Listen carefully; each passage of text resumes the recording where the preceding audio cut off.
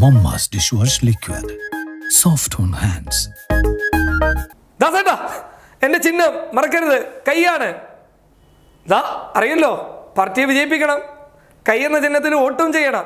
പിറ്റേ ദിവസം രാവിലെ ദാസേട്ടാ മറക്കരുത്, എന്റെ ചിഹ്നം താമരയാണ്, വോട്ട് ചെയ്യാൻ മറക്കല്ല കേട്ടോ.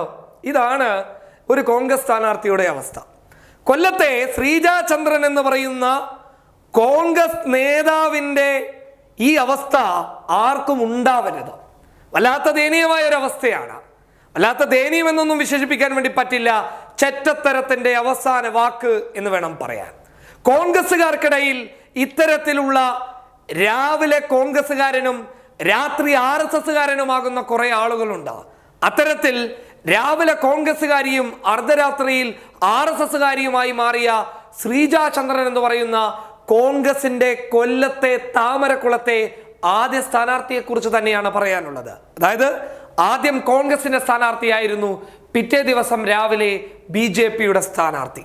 കൊല്ലം താമരക്കുളത്ത് വലിയ രീതിയിലുള്ള ഒരു ഗ്രൂപ്പിസം നടന്നു. അതായത് സ്ഥാനാർത്ഥിയുമായി ബന്ധപ്പെട്ട ഒരു തർക്കമായിരുന്നു. ആദ്യം സ്ഥാനാർത്ഥിയായി നിശ്ചയിച്ചത് ശ്രീജ ചന്ദ്രനെയായിരുന്നു. അങ്ങനെ ശ്രീജ ചന്ദ്രൻ കൈയടയാളത്തിൽ വോട്ട് രേഖപ്പെടുത്തണമെന്നൊക്കെ പറഞ്ഞിട്ട് പോസ്റ്ററൊക്കെ അടിച്ച് ആ പോസ്റ്ററിന്റെ പേരിൽ തന്നെ ഒരുപാട് നമ്മുടെ ഈ വോളുകളിലൊക്കെ എഴുതുന്നത് പോലെ, അതായത് ചുമരുകളിലൊക്കെ എഴുതുന്നത് പോലെയുള്ള എഴുത്തുകളും നടന്നു. അങ്ങനെ വലിയ രീതിയിലുള്ള പ്രചരണം ശ്രീജ ചന്ദ്രന് വേണ്ടിയിട്ട് അവിടെ നടന്നു. എന്നാൽ അതേ ദിവസം തന്നെ മറ്റു 2 സ്ഥാനാർത്ഥികളുടെയും പേരുകൾ അവിടെ വലിയ രീതിയിൽ ചർച്ച ചെയ്യപ്പെട്ടിരുന്നു. ഇതിനിടയിൽ ഈ ഗ്രൂപ്പിസത്തിന്റെ പേരിൽ തന്റെ സ്ഥാനാർത്ഥിത്വം നഷ്ടപ്പെട്ടു പോകും എന്ന് പേടിച്ച ശ്രീജ ചന്ദ്രൻ രാത്രിയിൽ RSSകാരുടെ കൂടെ നിന്ന് രാവിലെ BJPക്ക് വേണ്ടിയിട്ട് വോട്ട് ചോദിക്കുന്ന അവസ്ഥയെത്തി.